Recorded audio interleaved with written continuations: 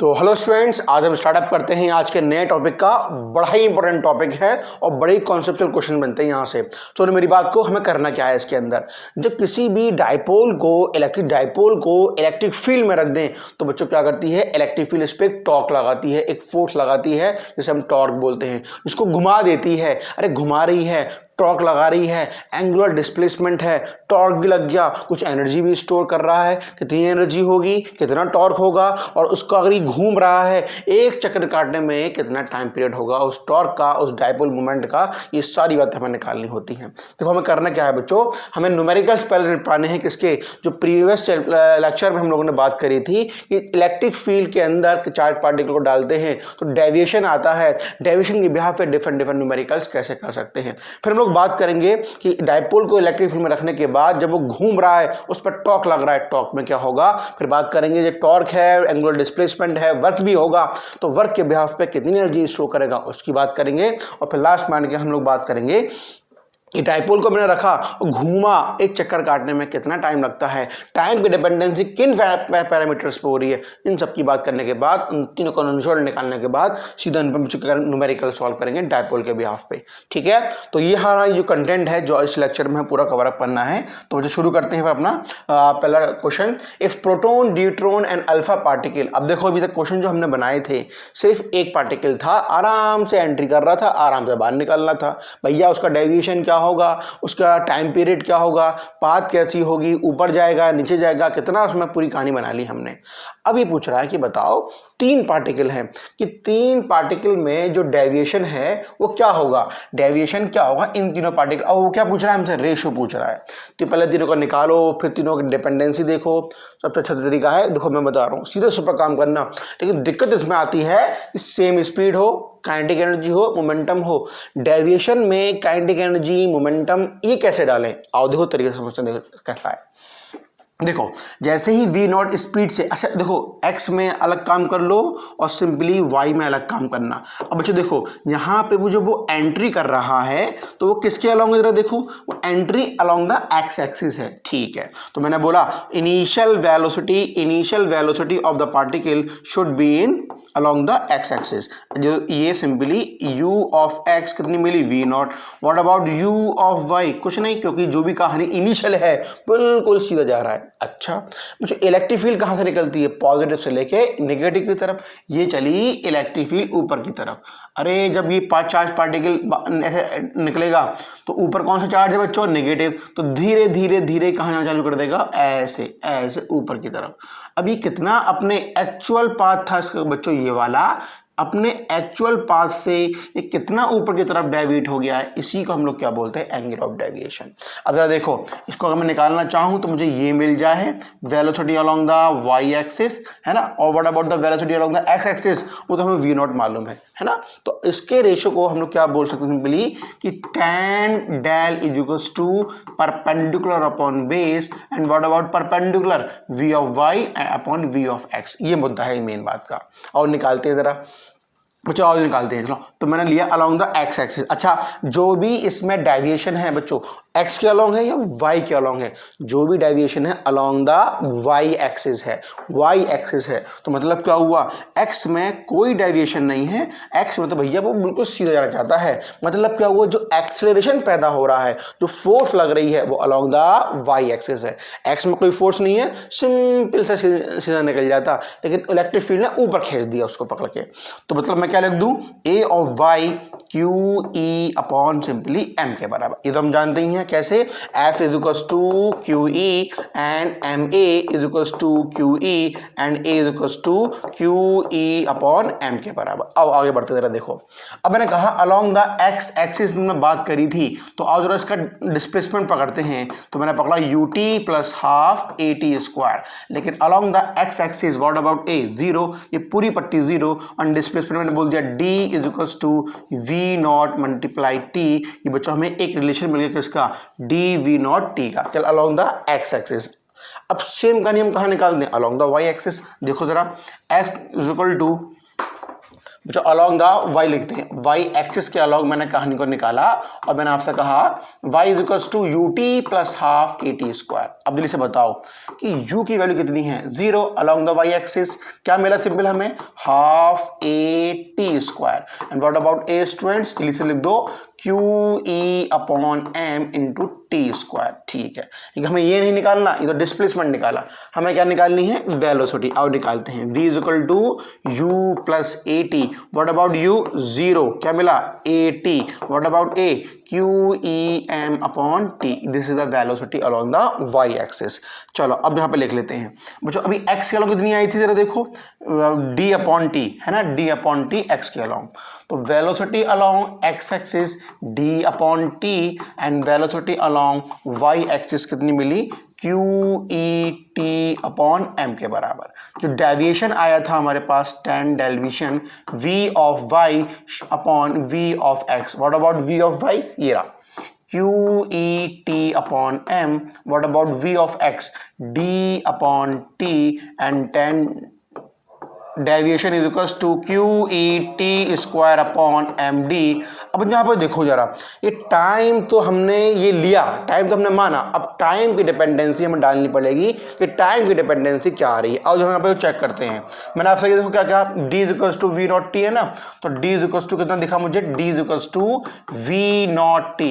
अरे डी हमें मालूम था, वी नॉट हमें क्वेश्चन में दे रखा था, टाइम नहीं दे रखा था, तो उस पर डिपेंडेंसी नहीं ला सकते। ठीक है, अब देखो यहाँ पे पुट अप कर देते हैं, तो tan deviation should equals to QE, what about T here, D square upon V not का स्क्वायर। ठीक है, बच्चों नीचे देखो क्या देगा, सिंपली MD, और काटा पीटी कर दो, तो tan deviation is equals to Q E D upon, D से डी कटा जगह बच्चों एम वी नॉट का square. This is the value of deviation in the charged particle when we place in an electric field, an electric field apply force in y direction। तो कितना deviation आ गया, ये तो बच्चों हमने निकाल दिया, लेकिन डेविएशन जो आया वो आया बच्चों v नॉट के टर्म्स में, जितनी हमने इसको किससे फेंका, वेलोसिटी से फेंका। तो Q E D M V naught, ये पूरी कहानी वो है जो पैरामीटर क्वेश्चन में गिवन थे, उन्हीं के टर्म्स से हमें आंसर आना चाहिए। ठीक है, अब जरा समझते हैं, देखो अब बच्चों हम बात करें किसकी, जब हम बात करें प्रोटॉन की, ड्यूट्रॉन की और अल्फा पार्टिकल की। अगर हम बात करें इसके मास की, अगर बच्चों इसका मास m है तो ये बड़ा भाई है उसका, 2m है, ये उसका बड़ा भाई है, इसका मास 4m हो जाएगा। अगर हम बात करें चार्ज की, तो मतलब चार्ज का, इसका का चार्ज q, इसका चार्ज q और इसका चार्ज 2q हो जाएगा। ठीक है ना, ये पैरामीटर याद रखना, पहले भी हम लोग बता चुके हैं।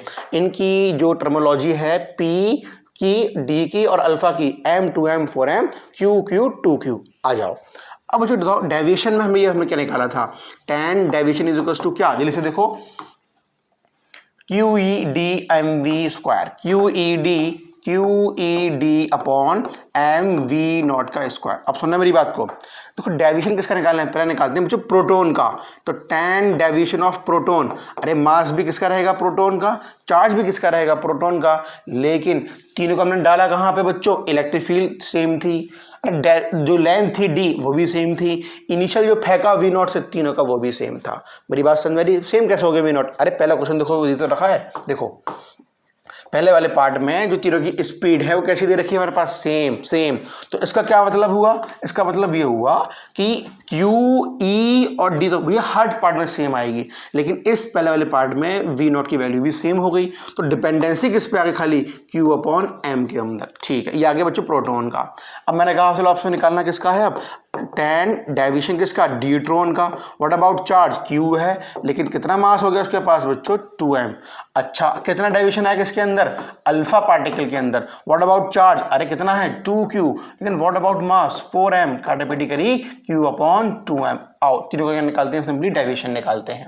तो देखो tan deviation of proton is to tan deviation of deuteron is to tan deviation of alpha particle. अब यहाँ पे देखो जरा, Q upon M, Q upon M, Q upon M, तीनों में कॉमन है। यहाँ क्या बचा बच्चों, यहाँ क्या बचा 1, यहाँ क्या बचा 2, नहीं 1/2, यहाँ बचा 1/2, यहाँ बचा 1/2। पूरी इक्वेशन को 2 से मल्टीप्लाई कर दूं तो 2:1:1, दिस इज योर आंसर। अरे हाँ है ना। जब जब वो पहले पूछे किस किस की बात कर रहा है, पहले हमने वो पैरामीटर्स पकड़ लिए।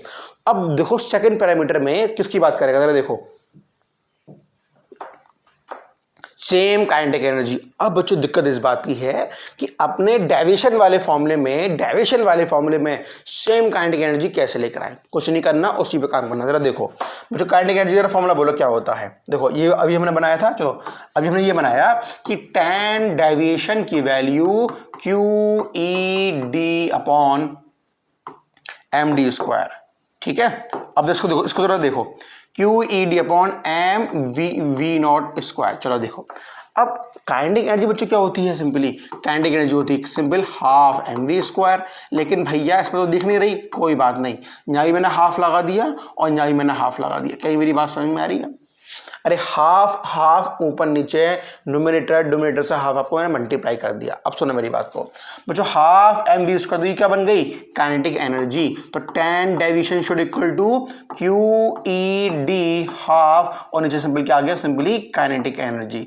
तो सिंपल सा मुझे फॉर्मूला क्या मिल गया डेविएशन का, QED upon 2 times of kinetic energy. चलो बात समझ में हमें ये आ गई।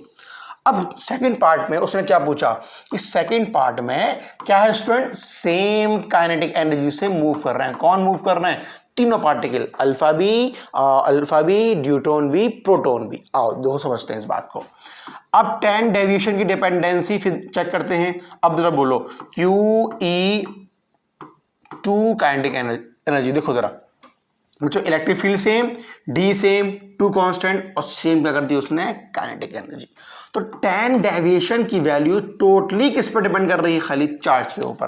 अरे जैसे चार्ज है वैसे वैसे पुट कर दो। अब जरा देखो, proton is to deuteron is to alpha particle, what about charge Q, what about charge Q, what about charge 2Q। Charge को बाहर निकाल दो, 1:2, दिस इज योर आंसर।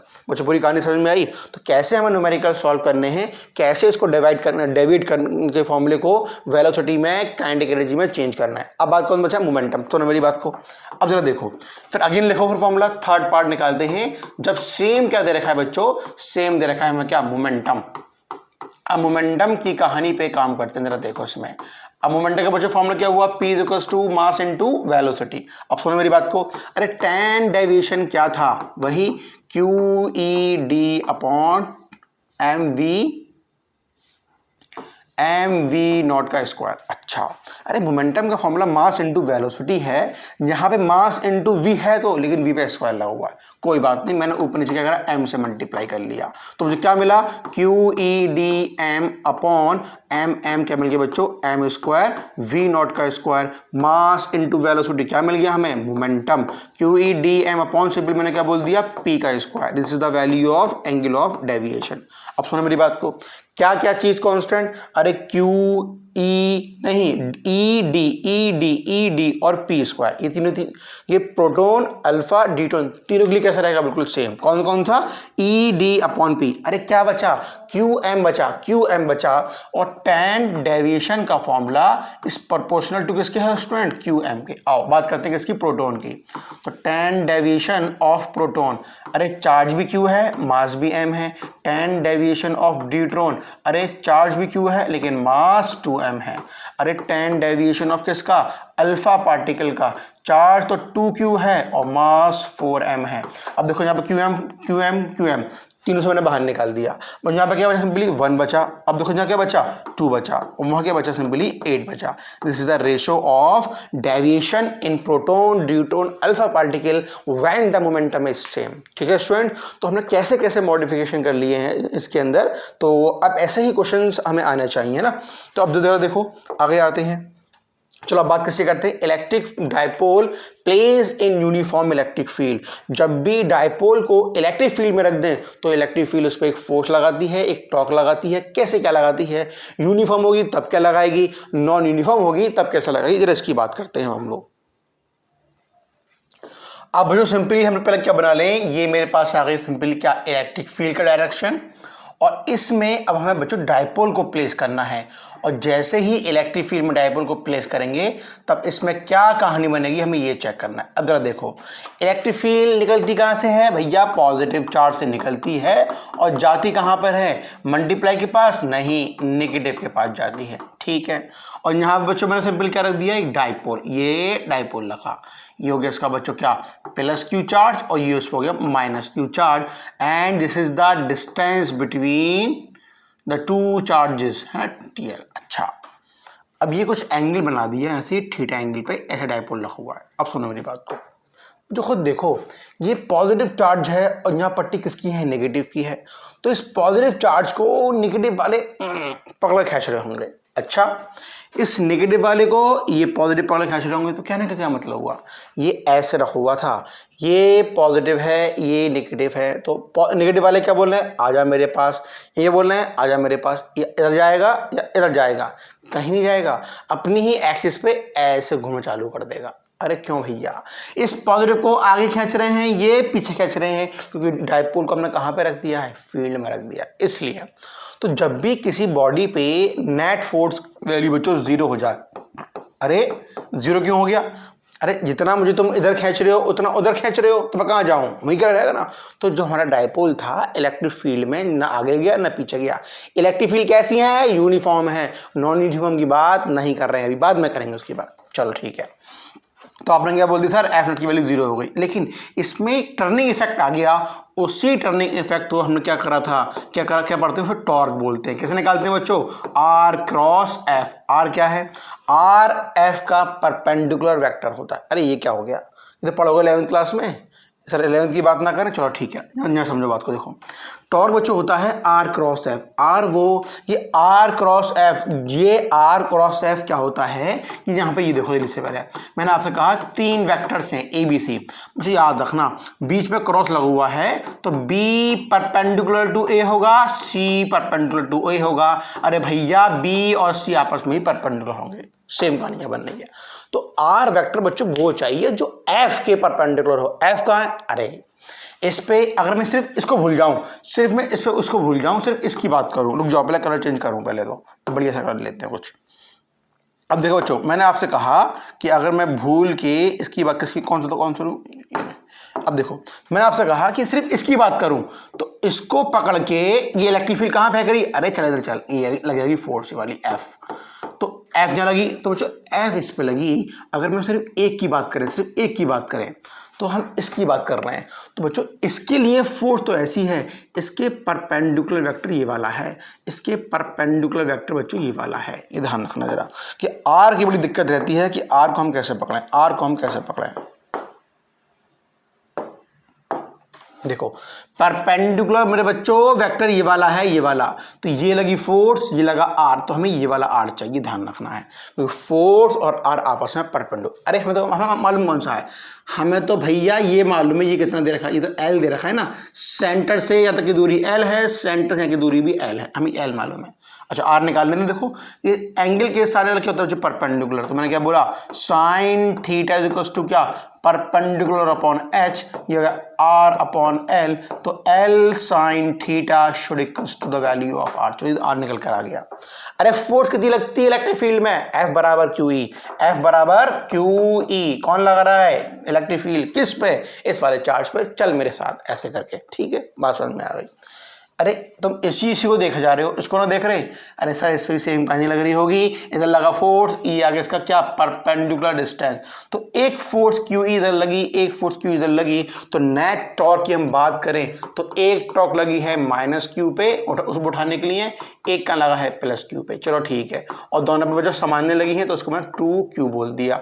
अरे भैया दोनों पे सामान्य तो फोर्स लग रही है इलेक्ट्रिक फील्ड की प्रेजेंस में, लगाई कौन रहा है, इलेक्ट्रिक फील्ड तो लगा रही है, तो 2 तो ऐसे ही आ गया। What about torque, R cross F, R cross F. चलो व्हाट अबाउट आर, जो इसके परपेंडिकुलर हो, कहाँ गया बच्चों, ये रहा L sine theta, L sine theta, और ये कितना आगे सिंपली क्यू ई, ये क्या चला क्रॉस, अरे परपेंडिकुलर कर तो दिया हमने, बाहर निकालोगे साइन आएगा, साइन की वैल्यू 90 हो गई, साइन 90 की वैल्यू 1 हो गई, तो ये हमें सिंपली ये मिल गया। अरे डायपोल जो पी की हम बात कर रहे थे बच्चों क्या था, अरे चार्ज मल्टीप्लाई दोनों के बीच की दूरी, अरे ये रहा चार्ज, ये 12, ये रहा चार्ज, ये रहा 12, तो पी बना दी उसको पी, बाजू में है ई, यहाँ पे क्या मिली साइन थीटा। अरे भैया टॉर्क आ गई कितना, पी क्रॉस ई या पी ई साइन थीटा, जहाँ पे साइन आएगा, जहाँ पे साइन आएगा वहाँ पे क्रॉस आएगा। अब सुनो मैं तुम्हें बताऊँ कि जे जो हमारे पास साइन थीटा है किसके बीच का एंगल है, जो बाजू में लगे हुए हैं पी ई के बीच का एंगल है। अरे यहाँ पे साइन थीटा है तो ध्यान रखना इज इक्वल टू के बराबर वाली क्वांटिटी कैसी होगी, एक वेक्टर क्वांटिटी होगी। सुनो भैया सुनो, यहाँ पे अगर बच्चों साइन थीटा है तो इज इक्वल टू के बाजू वाली क्वांटिटी कौन सी हो गई, वेक्टर। अरे यहाँ पे अगर कॉस थीटा है तो इज इक्वल टू के बाजू वाली कैसी हो गई, स्केलर क्वांटिटी हो गई। तो साइन कॉस का एक फील अलग आता है। साइन तुम्हें सिर्फ वहाँ मिलेगा जहाँ हम वेक्टर क्वांटिटी की बात कर रहे होंगे। किसी भी दो के टर्म्स के बीच का, दो फिजिकल क्वांटिटी के बीच का एंगल लिखा है साइन या कॉस और इज इक्वल टू के बाद वाली फिजिकल क्वांटिटी के बारे में बात कर रहा होगा, वो वेक्टर या स्केलर है। पूरी कहानी समझ में आ गई। And this is the value of torque. अब इस पर न्यूमेरिकल कैसे बन सकते हैं वो करने से पहले हम लोग ये बात कर लें कि अगर इसको हम कहाँ पे प्लेस कर दें, सेम इलेक्ट्रिक फील्ड के अंदर। अब भैया इसमें फोर्स तो लग रही है, कौन सी लग रही है, टॉर्क लग रही है, और एंगुलर डिस्प्लेसमेंट भी हो रहा है। तो भैया फोर्स है, डिस्प्लेसमेंट है, वर्क तो होगा, और जब वर्क होगा तो एनर्जी भी स्टोर होगी। कितनी होगी उसकी बात करते हैं। आ जाओ बच्चों, सेम कहानी मैंने यहाँ दोबारा बना दी, ये दोबारा बना दी, ये दोबारा बना दी। अब जरा देखो, this is the electric field and this is the dipole which we place in electric field and this is positive Q and this is negative Q. चलो देखो जरा। अब बच्चों ये एंगल कितने पे है, अभी थीटा एंगल पे है, अभी एंगल थीटा पे है, और जब इलेक्ट्रिक फील्ड की प्रेजेंस पे रखा और ये ऐसे घूम रहा था। अब देखो बच्चों सुनो मेरी बात को। अब वो लोग बुक में देखो क्या करते हैं, बुक्स में उन्होंने क्या लिया, और भी बहुत सी वीडियोस देखी मैंने, तो क्या करते हैं पहले कुछ एंगल थीटा 1 पे रखा, फिर थीटा 2 पे रखा, फिर इंटीग्रेट करा 1 से लेके 2 तक पूरा ड्राइव करते हैं। मत करो, हम सिंपल ऐसा अपना एक तरीका बनाओ। खुद सोचो बच्चों, फोर्स जो जहाँ पे लग रही है क्या कांस्टेंट है, नहीं बच्चों। देखो फोर्स की वैल्यू तो हमने यूनिफॉर्म में 0 कर दी है। यहाँ पे क्या लगा बच्चों, टॉर्क लग रहा है, और कुछ एंगल घूम रहा है, मतलब एंगुलर डिस्प्लेसमेंट हुआ, और एंगुलर वाला फोर्स लगा, तो वर्क जो मिलने वाला है वो किसके टर्म्स में मिलेगा, फोर्स के टर्म्स में नहीं, एंगुलर मीन्स टॉर्क के फोर्स। अच्छा पहले बताओ वर्क का फॉर्मूला क्या था, फोर्स इनटू डिस्प्लेसमेंट। ये तो हम यहाँ पे है ही नहीं कुछ भी, तो हम लोग क्या बोलेंगे, टाउ इनटू थीटा। लेकिन भैया जब लगाना इसको तब दोनों की वैल्यू वेरी कर रही हो, कांस्टेंट हो तभी लगता है। लेकिन यहाँ पर टॉर्क तो वेरी कर रहा है। अरे यहाँ पर 90 पे कितना होगा मैक्सिमम, कैसे मालूम, अरे फॉर्मूला बनाया है अभी। अरे बच्चे ये रहा पी ई साइन थीटा, जैसे ही ले गया 90 पे लगा मैक्सिमम धक्का, पूरा घूम गया। कब, 90 पे। और जब पहले से ऐसे रखा हुआ है कितना टॉर्क 0 हो गया, और जब ऐसा रखा हुआ है तो माइनस का हो गया। तो कहने जब भी 0 हो गया, क्योंकि साइन है, चाहे 0 पे हो, चाहे 180 पे हो, चाहे दोनों वैल्यू 0 होती हैं। 90 पे मैक्सिमम और 270 पे मिनिमम। तो टॉर्क की वैल्यू यहाँ वेरी जो वैल्यू है टॉर्क की वेरी कर रही है। जब भी कोई चीज़ वेरी करे तो हम कैसे निकालेंगे, टाउ डी थीटा। बात समझ में आ गई। अब यहाँ पे देखो ज़रा, अरे वर्क निकालना है बच्चों, क्या तुम्हें टॉर्क मालूम है, हाँ, p e sine theta d theta, work is equals to आया p e, what about sine का differentiation, minus cos theta, and this is the value of work and this work is stored in the form of energy. तो minus p e cos theta, this is the formula of potential energy. बस अब सुनना मेरी बात को। अरे कभी कभी वर्क पूछता है, इनिशियल ये है, फाइनल ये है, तो कैसे कैसे करें। अभी हम न्यूमेरिकल सॉल्व करेंगे तो झंझट नहीं है हमें बुकों का। बुक को देखो, मैंने कहा था लाया, मैंने तो बुक से लाया, लेकिन बुक्स में जो तरीका होता है वो भी सही है। 1 से लेके 2 तक हम उस पर काम नहीं कर रहे, हम सीधा क्वेश्चन पर काम करेंगे। क्वेश्चन कैसे आ रहे हैं अभी तुम्हें दिखा रहा हूँ। बुक के सारे क्वेश्चन हम यहाँ पे छापूंगे, सारे क्वेश्चन ऐसे ही कर देंगे हम। क्या, u बराबर minus P cos theta, this is your general formula. आओ आगे देखो जरा। Time period of dipole movement. अरे भाई साहब जरा देखो यहाँ पे, देखो बच्चों देखो जरा, यहाँ पे मैंने क्या बनाई, अभी तो मैं न्यूमेरिकल सॉल्व कराऊंगा तो एक बढ़िया फील आ जाएगा कि हाँ हम कर रहे हैं इसके अंदर। ये रख दी मैंने डाइपोल, यहाँ पे बच्चों क्या प्लस क्यू, यहाँ पे क्या माइनस क्यू। अरे ऐसे रखा हुआ है, एक चक्कर काटने में घूम तो रहा है, टॉर्क लग रही है, कितना टाइम लेगा ये निकालना है। तो बच्चों पहले इससे पहले हम एक बात कर लें कि जब भी हम टाइम पीरियड की बात करते हैं तो बच्चों पहले हमें चाहिए हमें ओमेगा। अभी सर ये कहाँ से आ रहा है, थोड़ा सा 11 का पोर्शन है वो समझ लो जरा, क्या होता है 2 पाई अपॉन टी, तो ऐसे में ओमेगा मिलता है। ओमेगा बच्चों कहाँ मिलता है, मैंने आपसे कहा कि जो हमारे पास फोर्स है इस डायरेक्टली प्रोपोर्शनल होता है एक्स के, किसके अंदर बच्चों, पेंडुलम वाले केस लेके चलूँ। अब तुमने धक्का लगाया ऐसे करके, लेकिन इस पे फोर्स कहाँ लग रहा होगा, अरे ये ऊपर जा रहा है, जिंदगी भर ऊपर जाता रहेगा, लेकिन फोर्स कहाँ लग रहा होता है इसके पीछे। तो हमने आगे क्या लगा दिया, माइनस साइन। एफ का जितना डिस्प्लेसमेंट आगे होगा उतना फोर्स पीछे लग रहा होगा, तो ऐसा लगा दिया। अरे एफ का क्या मतलब होता है, तो मैंने ये कंडीशन किसकी होती है बच्चों, ऐसी कंडीशन होती है किसकी, जब पार्टिकल ऐसे ऐसे डिस्प्लेस कर रहा होता है या ऑसिलेशन कर रहा होता है। जैसे जस्ट लाइक देख, अरे ये आगे पीछे तो नहीं मूव कर रहा, अभी ऐसे ऐसे घूम रहा है, ऑसिलेट कर रहा है अपनी जगह पे, मतलब ऐसे ऐसे घूम रहा है, टॉक लगा घूम रहा है। तो देखो यहाँ पे देखो जरा, मैंने ऐसे और क्या बोल दिया, a is proportional to minus x, तो a is equal to minus omega square x. ये हम लोग ऐसे टर्म निकालते हैं कहाँ पे, अपनी वेव्स के अंदर जब वो ऑसिलेट कर रही थी, वही कॉन्सेप्ट यहाँ पे लगाना है। अगर देखो ये ऐसे ऐसे देखो ये कर रहा है, ये ऐसे रखा ऐसे ऐसे ऐसे ना, अब ये बच्चों ये ऐसे ऑसिलेट कर रहा है, तो जरा बताओ इसका टाइम पीरियड क्या होगा, समझते हैं इस बात को जरा देखो। मैंने आपसे कहा अभी हमने क्या सीखा, हमने सीखा कि टॉर्क लग रहा है सर इस पे, टॉर्क लग रहा है सर इस पे, छोटे एंगल पे टॉर्क लग रहा है इस पे, टॉर्क ये ऐसे इस पे टॉर्क लग रहा है क्या, ये एंगल कितना दे रखा, वेरी स्मॉल। तो टॉर्क जो कितना आ गया बच्चों, पी ई थीटा। अब देखो बच्चों यहाँ पे क्या था, एफ था, यहाँ पे टॉर्क है, यहाँ पे डिस्प्लेसमेंट था, तो यहाँ पे एंगुलर डिस्प्लेसमेंट है। आ गई ना बात समझ में, चलो।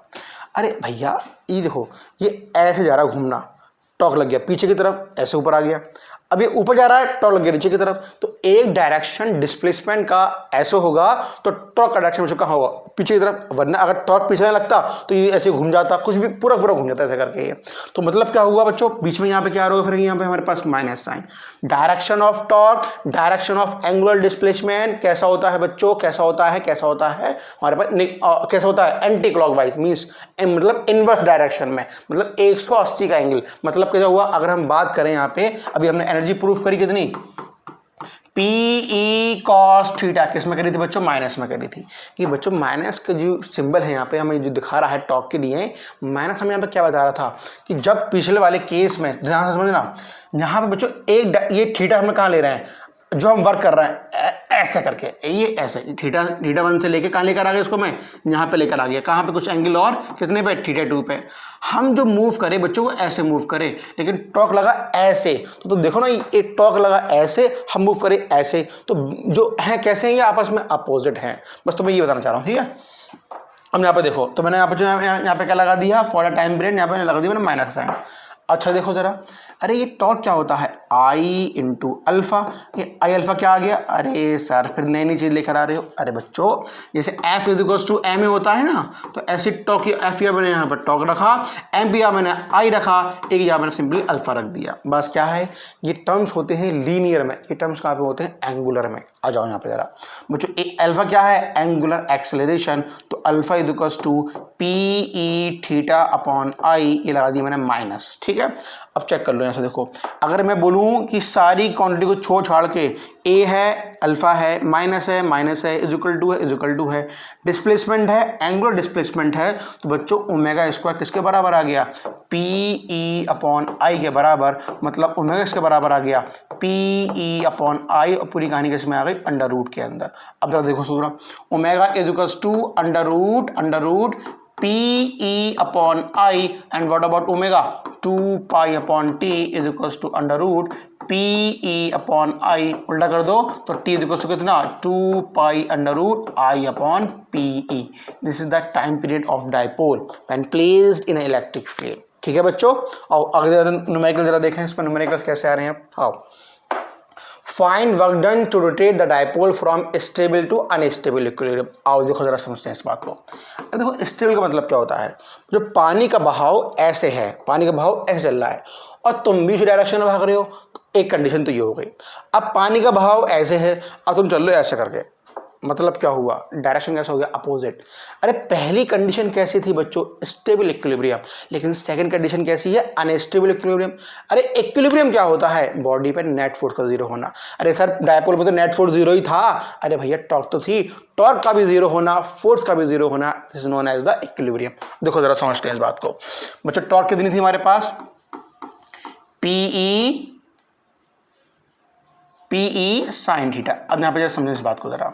जब मैंने कहा बच्चों कि डाइपोल ऐसे मूव कर रहा है, इलेक्ट्रिक फील्ड ऐसे मूव कर रही है, दोनों के बीच में बनने वाला एंगल 0 डिग्री, तो व्हाट अब टॉर्क की वैल्यू कितनी आई, पीई साइन 0, और साइन 0 के हमारे पास 0, कितनी टॉर्क आ गई बच्चों हमारे पास, सिंपली 0 टॉर्क आ गई।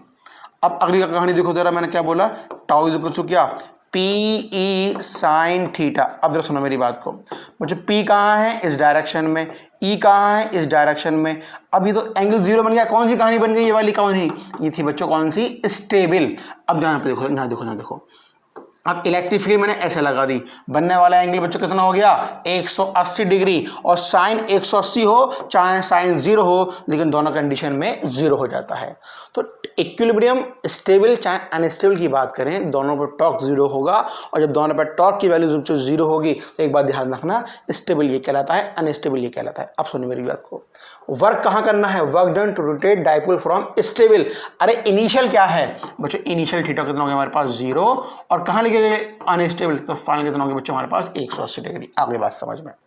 अच्छा अब क्या वर्क पूछ रहा है, अरे वर्क पूछ रहा है, मेरे पास पहले 10 रुपये थे, तो हमने 10 रुपये और दे दिए, तो बच्चों मेरे पास फाइनल कितना हो गया 20, इनिशियल कितना था 10, कितना चेंज आ गया 10, कैसे मालूम पड़ा, अरे फाइनल में से इनिशियल माइनस कर दिया, इसी को हम लोग बच्चों क्या बोलते हैं, वर्क। तो मतलब क्या हुआ, फाइनल एनर्जी में से किसको माइनस कर दूं मैं, इनिशियल एनर्जी को, you get the value of work done. ठीक है, अब देखो निकालते हैं बच्चों, आप पहले निकालते हैं इनिशियल।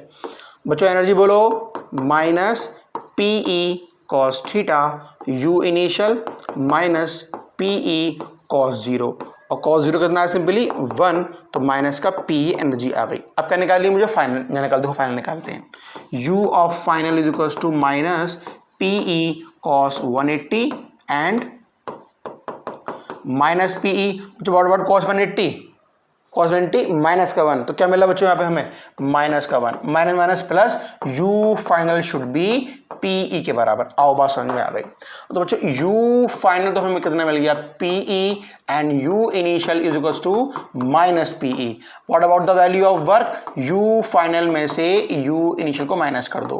बच्चों what about U final, PE minus minus PE, and what we get 2 PE, because minus minus plus हो गया। आगे बात समझ में। अब बच्चों बुक्स में क्या करा है, इस पूरी कहानी को एक साथ सॉल्व करा है, हमने अलग अलग कर लिया, इनिशियल निकाल ली, फाइनल निकाल ली, वैल्यू को पुट अप आराम से कर लिया, आंसर कितना आ गया 2p, और सेम कहानी 2p बुक्स में के अंदर भी है। ठीक है ना, लेकिन वहां जो फॉर्मूला बनाते हैं वो cos θ1 cos θ2 के टर्म्स में बनाते हैं। चलो ठीक है, और क्वेश्चन देखो, calculate work done to rotate the dipole by 180 degree, है ना। मतलब क्या हुआ बच्चों, ये तुम्हारे पास इलेक्ट्रिक फील्ड थी ऐसे करके, है ना। अब डाइपोल को कितना घुमाना है, 180 डिग्री, इस परपेंडिकुलर टू द फील्ड। अच्छा बच्चों ये रखा मैंने डाइपोल, ये है प्लस क्यू और ये है माइनस क्यू, देखो है ना परपेंडिकुलर। अब बच्चों ऐसे रखा है डाइपोल, इसको कितना घुमाना है, 180 डिग्री, मतलब ये ऐसा हो जाएगा, मतलब कैसे, अब ये ऐसा हो जाएगा, मतलब माइनस क्यू यहाँ पे आ गया, प्लस क्यू यहाँ पे आ गया। अच्छा अब क्या निकालना है बच्चों आपको, कि कितना वर्क करना पड़ा, तो वर्क ने अगेन क्या निकालते हैं बच्चों, work is equals to U final minus U initial. अब देखो जरा, ये देखो मैंने पहले बनाऊँ कॉस की चढ़की, मुझे कॉस 0 पे 1 होता है, यहाँ -1 होता है, यहाँ पे 0, यहाँ पे 0, मतलब 90 पे 0, 270 पे 0। अरे पहले कितने पे था वो, 90 पे, अब तुमने इसको 180 घुमा दिया, मतलब कहाँ पहुँच गया। अरे बच्चों पहले 90 पे था, तुमने ये घुमाया 90, ये घुमाया 180, मतलब बाद में किस पे आ गया, 270 पे आ गया।